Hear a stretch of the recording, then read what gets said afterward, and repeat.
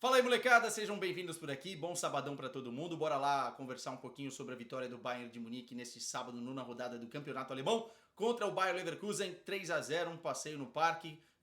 Mais uma vez, o Bayern de Munique conquistando uma vitória. É o time que mais venceu no início de temporada na história, né? O recorde já foi quebrado no meio da semana contra o Colônia pela Pokal, né? O time do Milan, do Capello detinha o recorde. O Bayern de Munique agora tem 15 jogos, 15 vitórias. Mas antes de falar do jogo, só esclarecer para vocês, quem me conhece nas redes sociais, né, no Instagram e também viu aqui o texto, sabe que na última semana eu não gravei conteúdo, porque eu estava no Catar, a convite da Liga do Catar para acompanhar o derby de Doha, né?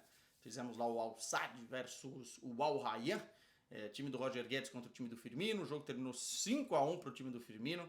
Enfim, foi uma experiência bem legal e quem viu também nos stories conseguiu entender um pouquinho do que eu estava fazendo por lá. Foram 7 exclusivas em 3 dias, cara. Então, por isso que eu não consegui gravar conteúdo. Eu até assisti o jogo do Bayern contra o Colônia, mas meio de rabo de olho aqui, sem prestar tanta atenção. Vi depois os melhores momentos e por isso que eu não gravei o vídeo. Seria sacanagem da minha parte falar de um jogo que eu não assisti com tanta propriedade. Mas, enfim, o Bayern de Munique conseguiu mais uma vitória nesse sabadão e vamos lá conversar. Primeiro de tudo, o Bayern entrou com o time, entre aspas, misto, tá? Para não falar reserva. O Kimmich estava jogando, o Neuer estava jogando, o Jonathan tá também em campo, o Leimer em campo, mas um time bem mexido. E aí é que eu acho que entra uma parada que a gente já vem conversando aqui, importantíssima para o Bayern de Munique, né?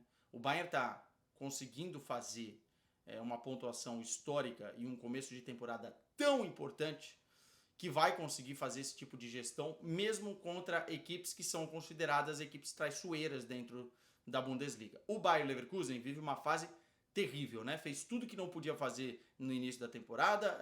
O time já não é nem de perto nem de longe aquilo que era com o Xabi Alonso. A mudança seria já trágica. A chegada de um caminhão de jogadores também mudaria muito o que foi a equipe do Xabi Alonso, e ainda fizeram aquela burrada de ter contratado o Ten Hag. Eles queriam contratar o Fábricas, dois treinadores com estilos totalmente diferentes, e agora o time do Juman tá sofrendo demais. O que já tinha acontecido com o Paris Saint-Germain se replicou. Eu acho que nesse jogo o Bayern de Munique inclusive tira o pé, joga na segunda marcha e vai na banguela durante alguns momentos da partida, exatamente para fazer uma gestão de esforço. E aí é que eu quero entrar.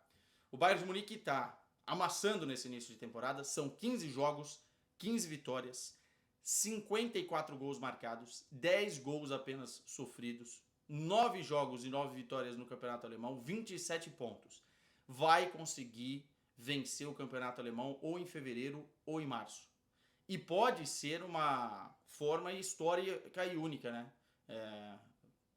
Nem estou falando só de invencibilidade, mas estou falando de quantidade de vitórias. Acho que o Bayern de Munique vai passear nessa Bundesliga e isso vai ser importante para fazer o que o Kompany está querendo fazer, que é dar minutagem para alguns jogadores, dar oportunidade para alguns jogadores, preparar alguns jogadores para que quando o time precise, esses caras estejam prontos para entrar e cumprir com a mesma qualidade o papel dos titulares. E isso, com a tranquilidade das vitórias, fica muito mais fácil de fazer. Hoje, por exemplo, deixou o Luiz Dias, o Olise e o Harry Kane no banco. Entrou com o Leonard Carr jogando pela direita, com o Rafael Guerreiro mais centralizado como meia de armação, o Nicolas Jackson na frente e o Gnabry caindo pela esquerda. E mesmo assim a qualidade do time conseguiu passear no parque. Teve muito mais posse de bola, teve controle das ações, resolveu o jogo no primeiro tempo e no segundo tempo fez uma gestão de esforço tremenda. Olise, Harry Kane e Luiz Dias ainda entraram, teriam tempo para fazer mais gols, mas tiraram o pé totalmente, né? Entraram só para, enfim, complementar ali, porque o jogo já estava decidido e tem uma partida importantíssima na terça-feira contra o Paris Saint-Germain. É verdade, o Bayern de Munique, né, aproveitar que foi Halloween ontem, o Bayern de Munique é o capiroto, né? É o bicho papão dessa temporada, e nesse mês de novembro vai ter alguns testes importantes para a gente comprovar se essa qualidade toda, se essa soberania toda no início da temporada permanece contra equipes mais fortes, como o Paris Saint-Germain e o Arsenal também. Mas um dado curioso é que dentro da escala de liderança ali da Bundesliga, o Bayern de Munique ganhou praticamente de todo mundo já. Né? Já jogou com o Borussia Dortmund, já jogou com o Bayer Leverkusen, já jogou com a Eintracht Frankfurt e ganhou esses jogos. Talvez agora tenha o Stuttgart em dezembro, seja a única equipe que não jogou ainda, mas enfim, dá para dar uma dimensão do que o Bayern de Munique está fazendo, varrendo a Bundesliga do jeito que está varrendo. Falar um pouquinho dos jogadores que entraram em campo, especialmente das caras novas, e começar pelo Bischoff, tá? E aí você vê a polivalência de alguns jogadores, né? O Leimer é talvez o mais polivalente do plantel, mas o Bischoff jogou hoje de lateral esquerdo e jogou muito bem. Assistência para o gol do Gnabry com Mel, né? Uma bola de transição que vai na medida para o Gnabry conseguir atacar o espaço e sair na cara do goleiro. E foi muito bem na lateral esquerda. Assim. Dá para perceber que os jogadores do Bayern não estão... eu quero jogar na minha posição, não vou jogar ali. Todo mundo está querendo jogar, todo mundo está querendo fazer parte desse carrossel que tem arrebentado no início da temporada. E o Bischoff jogou muito bem numa posição que não é dele, né? Ele é um jogador de meio campo, um número 6, mas foi muito bem para a lateral esquerda. O Leonard Kohl, atenção, porque na Alemanha já estão falando de convocação para a seleção, para a Copa do Mundo. É um jogador que cada vez mais está se sentindo à vontade dentro de campo e está demonstrando ser o mesmo Leonard Kohl das categorias de base. Pode fazer a ponta direita, pode fazer o número 10, pode fazer um jogador mais de articulação, tem repertório de finalização e também é muito bom em pifar, é muito bom em dar assistência.